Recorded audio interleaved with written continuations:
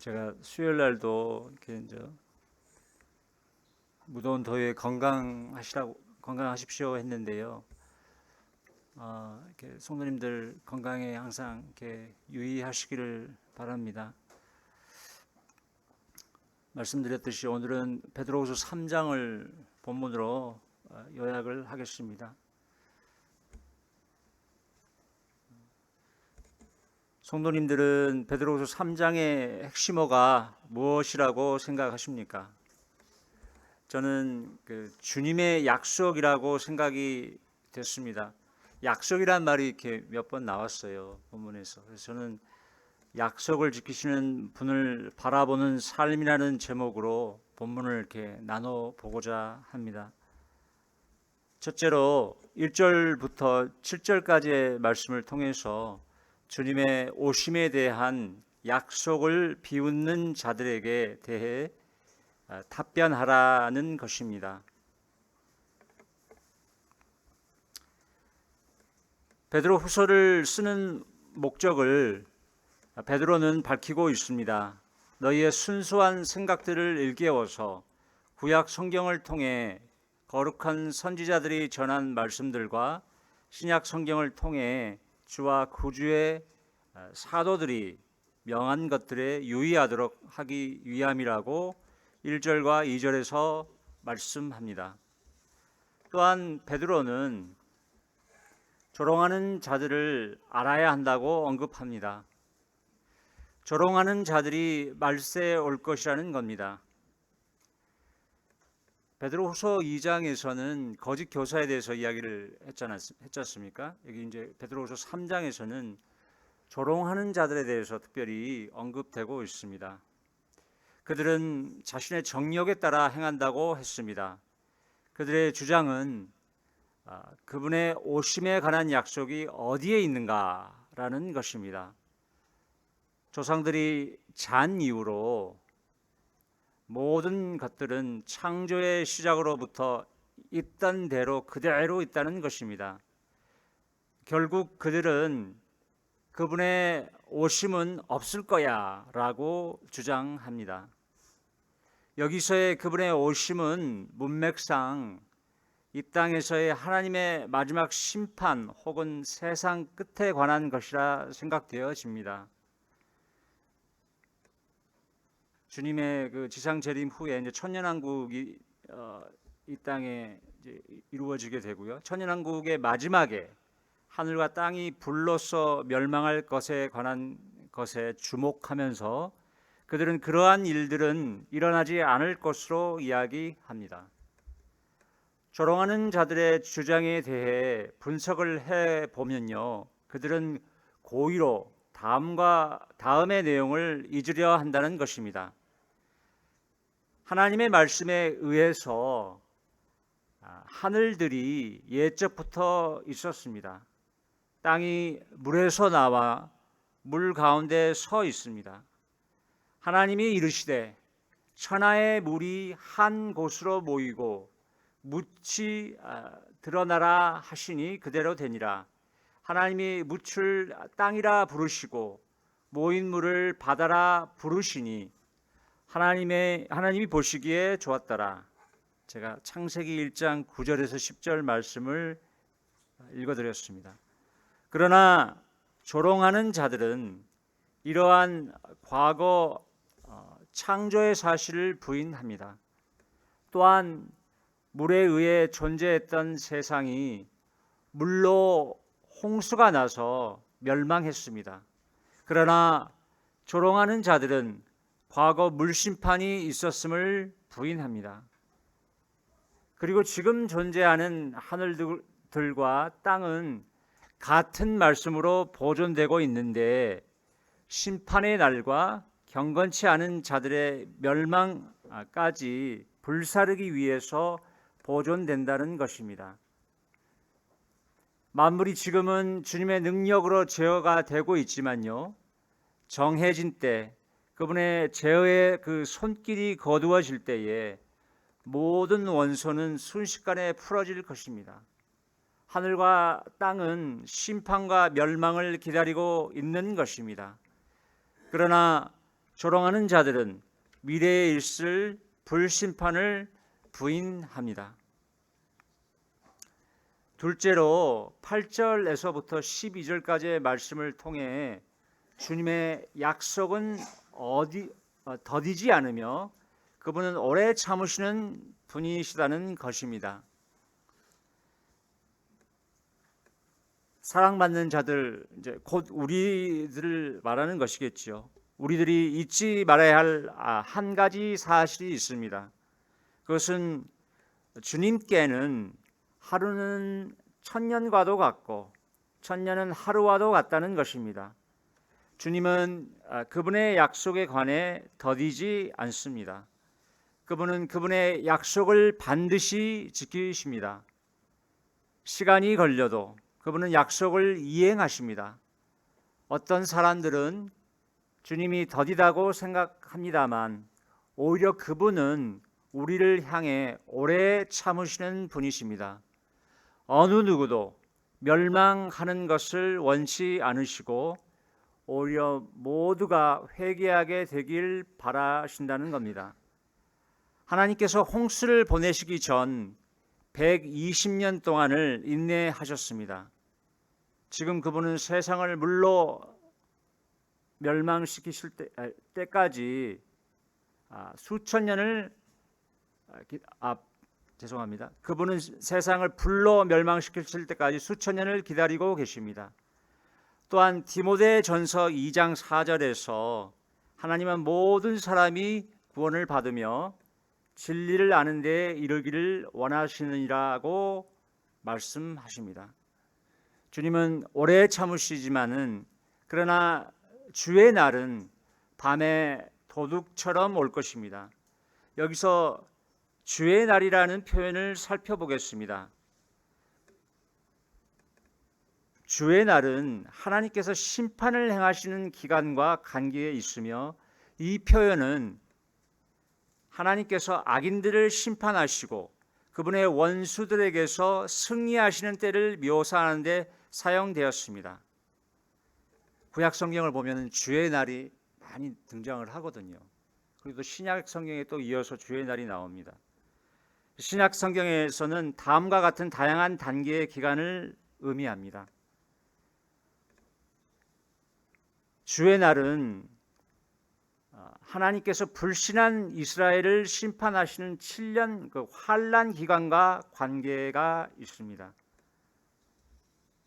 자, 이거 구절들을 찾아보면 좋겠지만은 이제 요즘만 제가 말씀을 드리겠습니다. 또 두 번째는요. 주의 날은 하나님께서 그분을 알지 못하는 자들과 주 예수 그리스도의 복음을 복종하지 않은 자들을 심판하시기 위해서 지상으로 재림하는 사건을 포함합니다. 그리고 또 세 번째, 주의 날은 그리스도께서 철장으로 땅을 다스리실 천년왕국 기간을 묘사하는 데 사용됩니다. 그리고 마지막으로 마지막으로 주의 날은 최종적으로 하늘과 땅이 불로써 멸망당하는 것과 관계가 있습니다. 베드로후서 3장은 여기에 해당합니다. 이 부분에 있어서 학자들마다 견해가 각각 있을 거라고 생각을 합니다. 그래서 저는 이 주의 날이 어떤 특정한 어떤 한 날이 아니라 어떤 한 기간을 두고 이렇게 이야기를 하고 있다 말씀을 드립니다. 주의 날에 하늘들은 굉장한 소음을 내며 사라질 것입니다. 원소들은 뜨거운 열로 녹을 것입니다. 땅과 그 안에 있는 일들은 타버릴 것입니다. 이런 모든 것들이 분해될 것입니다. 너희가 거룩한 행실과 경건으로 어떤 사람들의 태도를 취해야 되겠느냐? 하나님의 날이 오는 것을 찾고 재촉하면서 어떤 태도를 취해야 하는지를 생각해 보라는 것입니다. 왜냐하면 하나님의 날로 인해서 하늘들은 불에 타면서 분해될 것이고 원소들은 뜨거운 열로 녹을 것이기 때문입니다. 제가 이 부분의 말씀을 보면서 우리 그리스도인들도 그렇잖아요. 땅에 있는 것들에 집착하는 경우가 많이 있지 않습니까? 그래서 주님을 위해서 산다고 하지만, 주님의 영광을 바라보고 산다고는 하지만은 저희들도 이렇게 땅의 것들에 이렇게 연연해할 때가 종종 있는 것을 보게 됐습니다. 근데 이 말씀을 보면서 결국은 다 불살라질 것이구나. 그러면서 저에게 참 또 교훈이 되고 또 경고가 되고 그랬습니다.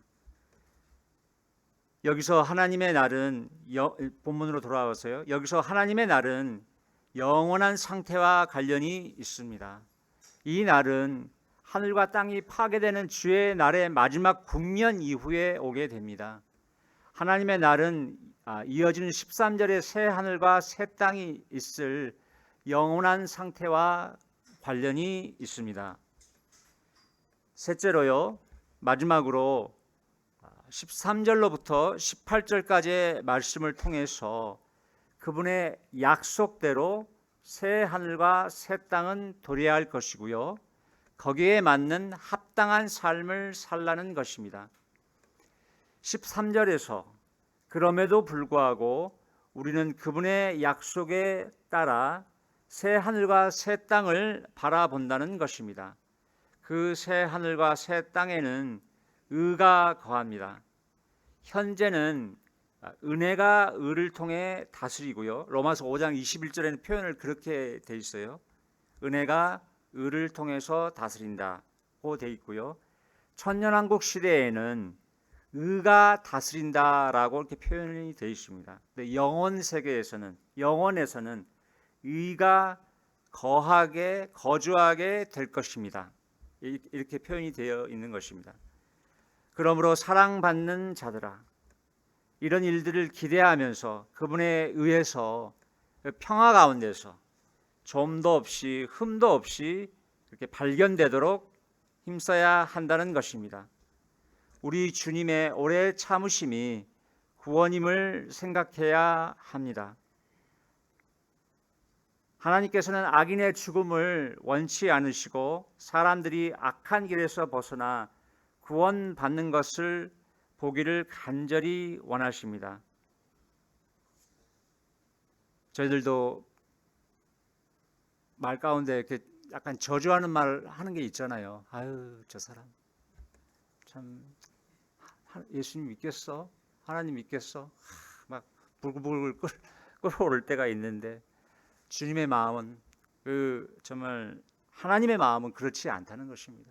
오래 참으시고, 그렇더라도 지금 현재는 그렇더라도 그가 그 영혼이 결국 돌아오기를, 이 땅에 숨을 쉬고 사는 동안에 하나님께 회개하고 돌아오기를, 예수님을 받아들이기를 원하신다는 것입니다. 이것이 하나님의 마음이라는 것입니다.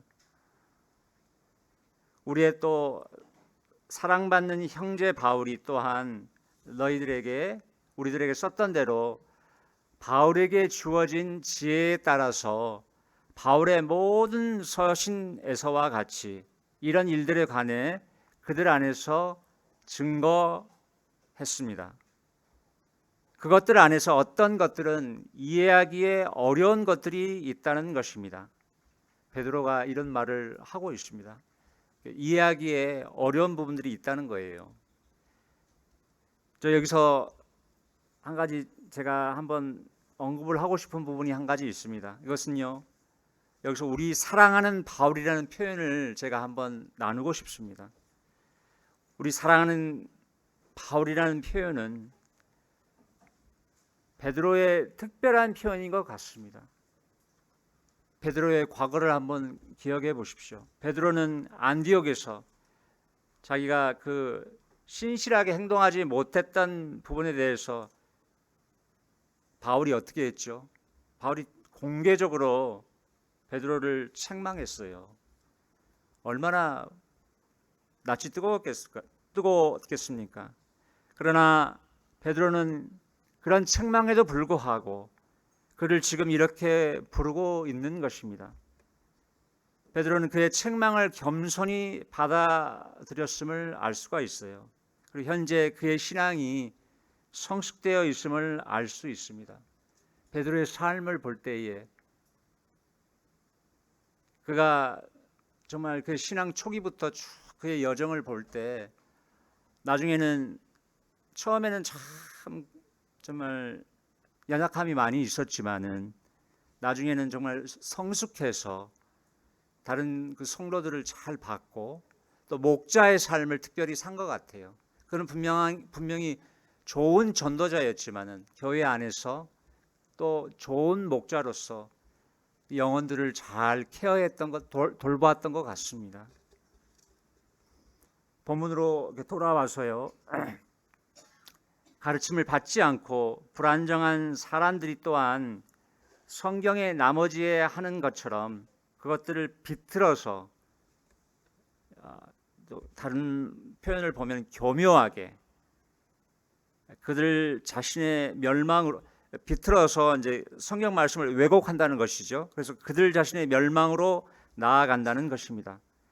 그러므로 사랑받는 자들아, 너희는 이것을 미리 알았기에 너희 자신이 사악한 자들의 잘못으로 이끌리면서 경고함으로부터 너희가 또한 떨어지지 않도록 조심하라는 것입니다. 여기 베드로가 조심하라고, 이러한 그 거짓된 교훈에 조심하라고 말씀하고 있습니다. 또 은혜 속에서 우리 주와 구주 예수 그리스도의 지식 가운데 자라가라고 권면하고 있습니다. 조심하라, 또 자라가라.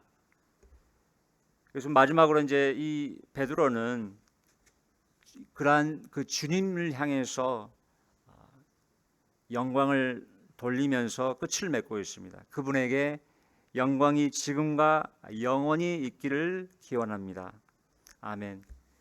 제가 오늘 말씀을 준비를 했는데 너무 빨리 끝났습니다. 이제 여기까지 하겠습니다. 감사합니다.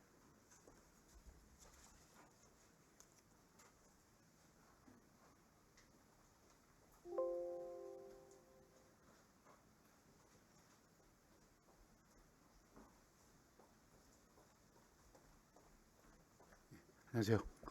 상당히 곤란한 이 시츄에이션이 마련이 됐네요. 문제풀이 보도록 하겠습니다. 1번부터 보시면 주의 강림하신다는 약속이 어디 있냐고 조롱하는 현대사회의 목소리에 대해 나는 성경적인 답변과 삶의 모습으로 어떻게 대응해야 합니까? 제가 이제 구체적으로 이 강림하신다는 약속에 대한 말씀이 성경 곳곳에 나와 있는데요. 마태복음 24장 3절부터 30절에 이제 구체적인 내용이 나와 있는데 그중에 대표 구절로 이렇게 3절과 30절을 좀 뽑아봤는데 거기에 보시면 이제 그 제자들이 예수님한테 이제 그 여쭤보는 그런 장면이 있습니다. 거기 보면 어느 때 이런 일이 있겠사오며 또 주의 임하심과 세상 끝에 무슨 징조가 있사오리까 하면서 이렇게 쭉 나오잖아요. 그러면서 30절에 그때 인자의 징조가 하늘에서 보이겠고 그때 땅의 모든 족속들이 통곡하며 그들이 인자가 구름을 타고 능력과 큰 영광으로 오는 것을 보리라. 이런 이제 말씀이 있습니다. 이제 그래서 이렇게 보시면 마태복음 그 말씀은 이 예수 그리스도께서 주의 강림하실 때 징조에 대해 묘사하고 있습니다. 그래서 이 내용들을 살펴보면 그때부터 지금까지 꾸준하게 인류 역사에서 이루어져 오고 있는 일이지만 그 빈도가 점점 더 심해지고 있는 사실을 우리가 직접적으로 느끼고 있는 시대에 살고 있다, 이렇게 볼 수 있고요. 이제 그게 이제 어떻게 알 수 있냐? 그 내용들을 좀 살펴보면 먼저 전쟁의 소문들, 이런 내용이 나와 있는데 이게 이제 민족 간의 전쟁, 이제 국가 간의 전쟁. 뭐 지금 저희들이 많이 듣고 있죠. 이게 이제 정치적인 혼란에 대한 내용들이고, 그다음에 기근과 지진, 이거는 자연적인 재난, 자연적인 혼란인데 이것들은 뭐 역사적으로 계속 이어져 있고 지금 최근에 들어서 또 뭐 일본에 관련된 일들, 뭐 그다음에 아프리카나 이런 그쪽들 뭐 많이 계속 일어나고 있죠. 점점 더 심해지고 있죠. 한국도 사실은 뭐 지진 청정국이라 그랬는데 그 옛날 말이잖아요. 이제 그다음에 이제 미혹하는 거짓 선지자들, 종교적인 혼란인데 사실 최근에 좀 잦아들었다고 하지만 이게 잦아들은 게 아니고 그거보다 더 큰 일들이 많기 때문에 우리가 모르고 있는 겁니다. 이게 사실은 종교적으로 전 세계적으로 엄청나게 무슨 사건들이 되게 많거든요. 근데 뭐 워낙 이 시끄러운 일이 많아가지고 이거는 뭐 사건에 끼지도 않는다고 보시면 될 겁니다, 아마. 그리고 이제 가장 지금 이슈가 되고 있는 게 이 불법의 상황인데 이게 도덕적인 혼란인데 이거는 진짜 뭐 말도 못할 정도인데, 이건 지금 정치적인 거, 이런 사회적인 문제 때문에 이 도덕적인 문제는 진짜 이건 뭐 축에도 안 낀다고 보시면 됩니다. 이게 사실 성도님들이 조금만 여유를 가지고 이게 세계 이 뭐 정세라든지 이런 뉴스를 조금만 보시면 이게 참 우리가 모르는 순간에도 이 세계적인 이 흐름이 진짜 끝을 향해 가고 있다는 것을 우리가 너무나 잘 쉽게 볼 수 있습니다. 이런 이 조롱하는 소리의 목적이 이 하나님께서 이 성도들에게 요구하시는 거룩한 삶의 이 표준을 제거하고 마음대로 행하는, 그러니까 자유분방하고 자기 자신에게 이로운 대로 행하는 육체의 정욕이 이끄는 대로 살도록 성도들을 미혹하기 위함이라는 것들을 우리가 좀 기억해야 될 필요가 있습니다. 그래서 이러한 정욕적인 유혹을 벗어나 이 그리스도의 약속의 말씀에 대한 굳건한 믿음과 주의 다시 오심에 대한 소망, 이 소망은 바로 이 새하늘과 새 땅에 대한 소망이 될 것입니다. 가진 자로서의 삶을 살고 있는지 말씀에 비추어 나를 점검하고 비추어보는 매일의 삶이 필요하고 또 요구되어지는 그런 현대의 삶을 우리가 살고 있다는 것을 항상 저희가 좀 기억해야 될 것이라고 생각합니다. 자, 이번 문제 보시도록 하겠습니다. 이 과거 세상이 물로 심판받았다는 사실은 현재 세상도 하나님의 심판 아래 있다는 진리를 어떻게 깨닫게 합니까? 이 창세기 6장에 보시면 이제 그 물로 심판하던 때의 그런 모습들이 나와 있습니다. 12절 보시면 하나님이 보신즉 땅이 부패하였으니 이는 땅에서 모든 혈육 있는 자의 행위가 부패하였음이더라 이었더라. 17절 내가 홍수를 땅에 일으켜 무릇 9명의 기운이 있는 모든 육체를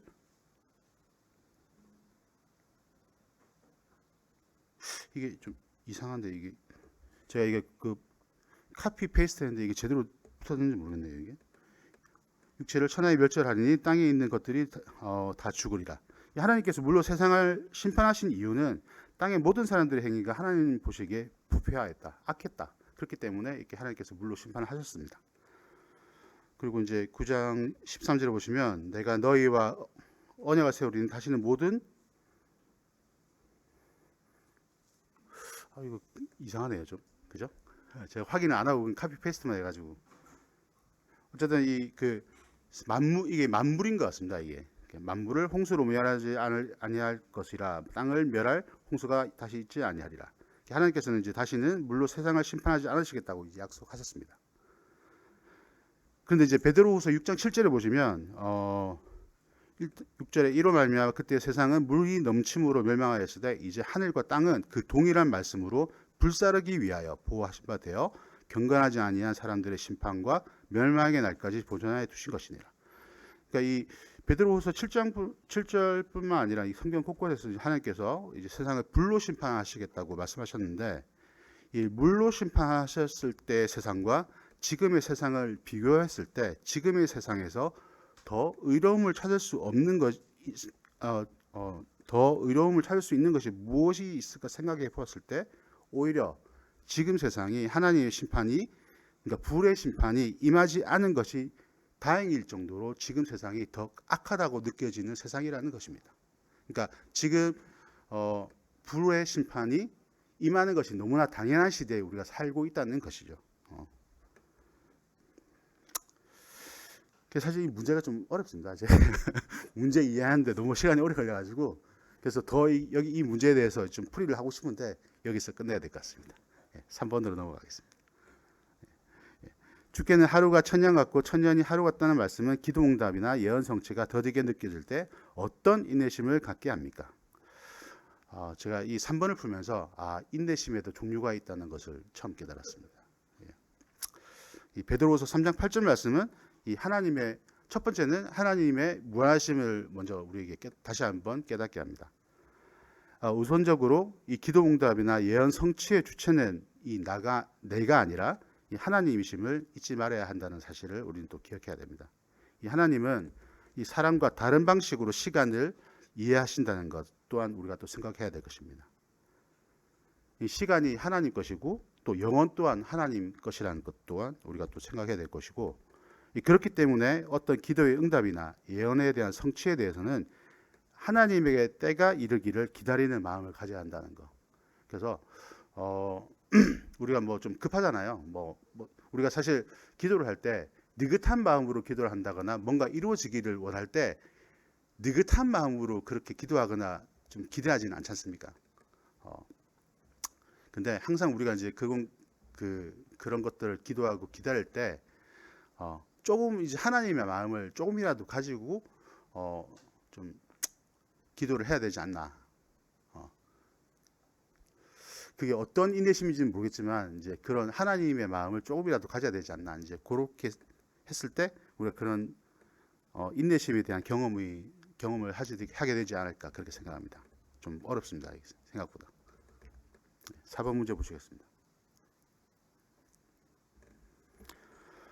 하나님께서 아무도 멸망하지 아니하고 다 회개하기에 이르기를 원하신다는 마음을 이해할 때 주변에 믿지 않는 사람들을 향한 나의 태도와 기도는 어떻게 달라져야 합니까? 이 하나님의 긍휼하심과 배치된 나의 마음. 왜냐하면 나에게는 하나님의 마음과 달리 이 주변에 믿지 않는 사람들 어느 누구도 멸망하지 아니하고 다 회개하기에 이르기를 원하는 마음이 없습니다. 저만 그런지 모르겠지만 저는 그런 마음이 사실 없거든요. 모든 사람이 다 그렇게 되기를 원하지는 않습니다. 몇몇 사람들에 대한 그런 마음이 있겠지만요.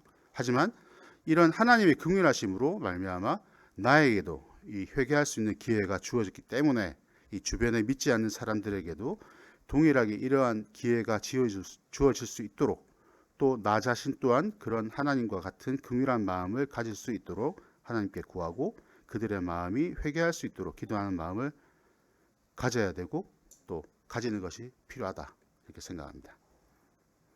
그것을 위해서 또 기도하는 자세가 또 필요하다 이렇게 생각합니다. 5번 문제 보시도록 하겠습니다.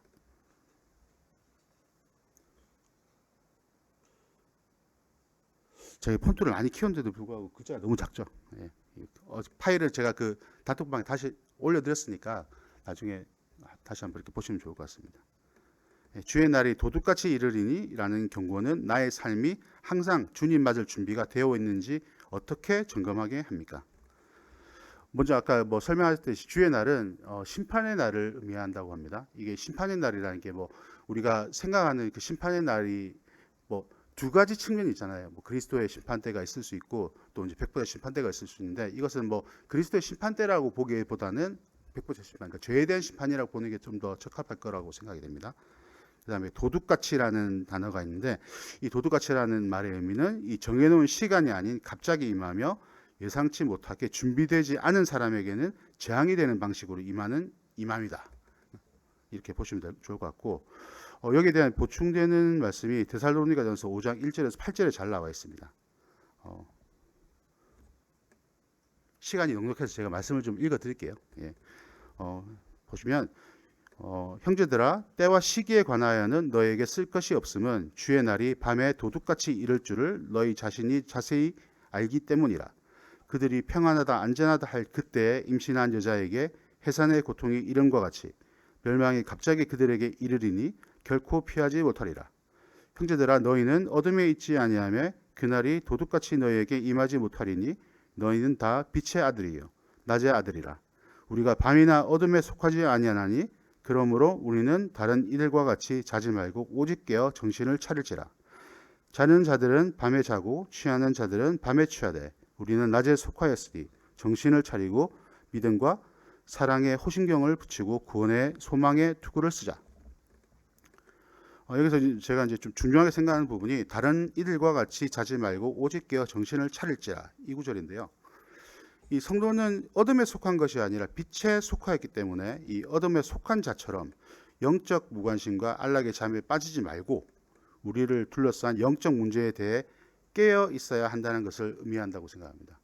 영적 문제에 대해서 깨어 있어야 한다는 게 이게 심심하면 깨어 있는 게 아니라 항상 깨어 있어야 한다. 그래서 우리가 항상 그런 자세로 깨어 있어야 한다는 것을 다른 말로 표현하면 자지 말아야 한다. 이렇게 이렇게 성경에서 표현하고 있는 거라고 생각. 6번 보시겠습니다. 이 모든 것이 이렇게 풀어지리니 너희가 어떠한 사람이 되어야 마땅하냐 거룩한 행실과 경건함으로 이라는 질문에 나는 오늘 어떻게 응답하시겠습니까? 주의 날을 기다리는 오늘의 나의 삶의 자세가 이 거룩한 행실과 경건함을 지키고 유지하고 또 이겨내야 하는 것이 나의 삶의 과제이다. 간단하게 이렇게 답을 할 수 있는데요. 먼저 이렇게 거룩한 행실을 보시면 이 거룩한 행실이라는 말을 좀 풀어보면 죄로부터 분리된 삶, 더 이상 나 자신이 죄의 종이 아닌 이 죄의 영향력이나 죄의 지배권, 통치권 아래에 놓여 있는 상태가 아닌 하나님께 속한 의에 속한 사람이고 의에 속한 삶인 것을 매일의 삶 속에서 선포하고 경험하는 것이다. 그것을 거룩한 행실에 대한 정의로 이렇게 생각하고요. 이 경건함이라고 하면 이 하나님을 닮아가는 것인데 좀 더 구체적으로 본다면 이 예수 그리스도를 닮아가는 것. 영어로는 이 godliness라고도 하고 또 Christ likeness 좀 어렵습니다. 이게 예수님을 닮아가는 것. 그래서 하나님과의 이 관계와 교제를 통해서 하나님이 어떠한 분이신지를 경험하고 그분을 경외하는 마음, 그분을 경외하는 정신을 가지는 것.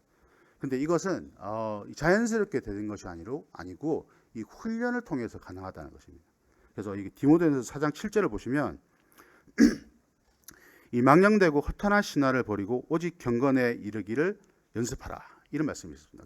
그리고 이 다음 구절에 뭐라고 나있냐면 그 육체의 연습은 약간의 유익이 있으나 그 경건은 범사에 유익하니 금생과 내생에 약속이 있다고 이렇게 이어지는 말씀이 있습니다. 그래서 이 그 금생과 내생에 약속이 있는 이것을 위해서 경건에 이르기를 연습하고 훈련하라는 것입니다.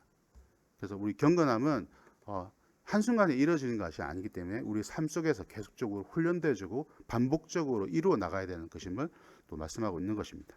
그래서 우리가 이렇게 어떠한 사람이 되느냐 이런 사람이 되기 위해서 우리가 계속적으로 매일 삶 속에서 이루어 나가야 된다는 것임을 우리가 좀 명심하고 또 계속적으로 이루어 나가야 되는 부분임을 생각했으면 좋을 것 같습니다. 7번 보시겠습니다.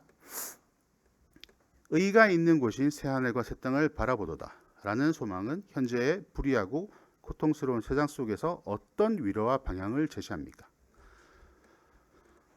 우리가 바라봐야 할 곳이 이 땅이 아니라는 것을 다시 한번 확인시켜주는 말씀이라고 이렇게 보시면 좋을 것 같습니다. 왜냐하면 이 땅은 불의하며 그 속에는 고통이 존재한다는 사실을 기억하고 우리의 소망이 이 땅과 이 세상이 아닌 의가 하나님의 의가 있는 새하늘과 새 땅을 믿음으로 바라보고 고대해야 된다는 것. 그리고 영원한 안식과 새로움과 평화와 영원토록 충만한 하나님의 복을 누리게 될 것임을 기대하고 소망해야 된다는 것. 이것을 기억하면 좋을 것 같다는 생각을 하게 됩니다. 8번으로 넘어가시겠습니다. 주 앞에서 점도 없고 흠도 없이 평강 가운데서 나타나기를 힘쓰라는 권면을 위해 나의 삶에서 제거해야 할 점과 흠은 무엇입니까? 먼저 점도 없고라는 말의 의미를 좀 살펴보면 이 점도 없고라는 말은 이 퓨어라는 의미를 가지고 있다고 합니다. 퓨어. 이게 이제 그 순수하고 순결하고 깨끗하고 투명하고 겉과 속이 같은 사람. 이런 의미를 가지고 있고요. 이 흠도 없다는 말은 비난할 것이 없는 사람. 그래서 자기 자신을 돌아보고 자신의 잘못을 인정할 줄 알고 사과할 줄 아는 인격적인 자세를 가진 사람. 이런 의미를 가지고 있다고 합니다. 그래서 위의 의미가 이 점과 흠이라면 이 나의 삶에서 제거해야 할 것은 딱 꼬집어서 어떤 것이라고 할 게 아니라 바로 나 자신, 나의 전체라고 이렇게 말할 수 있고 시시각각 항상 제거돼야 할 것은 어떤 한 부분이 아니라 나 자신이다. 이렇게 표현할 수 있을 것 같습니다. 그래서 이게 참고 구절로 로마서 7장 24절과 25절을 들었는데요. 읽어드리면 오라 나는 공고한 사람이로다. 이 사망의 몸에서 누가 나를 건져내랴. 우리 주 예수 그리스도로 말미암아 하나님께 감사하리로다. 그런즉 내 자신이 마음으로는 하나님의 법을 육신으로는 죄의 법을 섬기노라. 그러니까 내 마음으로는 정말 이 하나님의 사랑을 추구하고 하나님의 법을 따라가고 하지만 내 육신으로는 계속적으로 이 점과 이 흠이 나타날 수밖에 없는 그런 사람이라는 것을 항상 우리가 좀 되새기고 정말 이것들을 하나님 앞에서 좀 선하게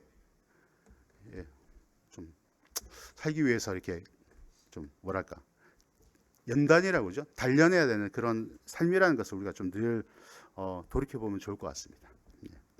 9번 문제 보시겠습니다. 성경 말씀을 억지로 풀다가 스스로 멸망에 이르는 사람들의 예를 보며 나는 성경을 겸손하고 바르게 이해하기 위해 어떤 노력을 기울여야 합니까? 이 9번 문제 보면서 사실 그 문제풀이 시간도 마찬가지인 것 같아요. 이거 억지로 풀다가 그 멸망에 이르지 않을까 이 두려움으로 조심해야 될 것 같습니다. 예. 이 억지로 풀다가의 주체는 16절에 이 무식한 자들과 굳세지 못한 자들이라는 것을 먼저 좀 생각해야 될 건데요. 이들은 바로 이 성경적인 지식이 부족하고 이 믿음의 기초가 부족한 자들이라고 볼 수 있습니다. 이러한 자들이 그러니까 그 성경적인 지식이 부족하고 믿음의 기초가 부족한 사람들이 있을 수 있습니다. 근데 그 문제가 뭐냐면 그 다음 나온 내용인데요. 이러한 자들이 성경의 가르침을 객관적이 아닌 자신들의 문제들에 국한해서 해석하고자 함으로 성경을 왜곡하고 잘못된 가르침으로 스스로를 빠지게 하는 게 이게 문제라는 것입니다. 그러니까 우리가 얼마든지 새 신자들이 믿음이 부족하고 기초가 부족할 수 있습니다. 그러면 이것들을 계속적으로 성경을 통해서 배워 나가고 또 성경 공부라든지 다양한 방법을 통해서 이런 것들을 부족한 부분을 채워 나가면 되는데 그게 아니라 자기 스스로 자기의 어떤 그런 문제들에 자기들 그 국한에서 막 그런 것들을 막 왜곡해 가면서 그것들 해석해 나가고 그것들 지식으로 쌓는다는 거죠. 그게 문제가 될 수 있다는 겁니다. 그래서 성경을 객관적인 시각으로 해석하고 적용하기 위한 노력이 필요하다는 것입니다. 그래서 완전한 하나님의 말씀에 대비해서 이 불완전한 인간인 나 자신이 언제든지 정확하지 않은 성경적인 해석을 할 수 있으므로 언제든지 더 정확한 성경적인 가르침 앞에 수정할 수 있는 준비를 할 수 있어야 한다는 것입니다.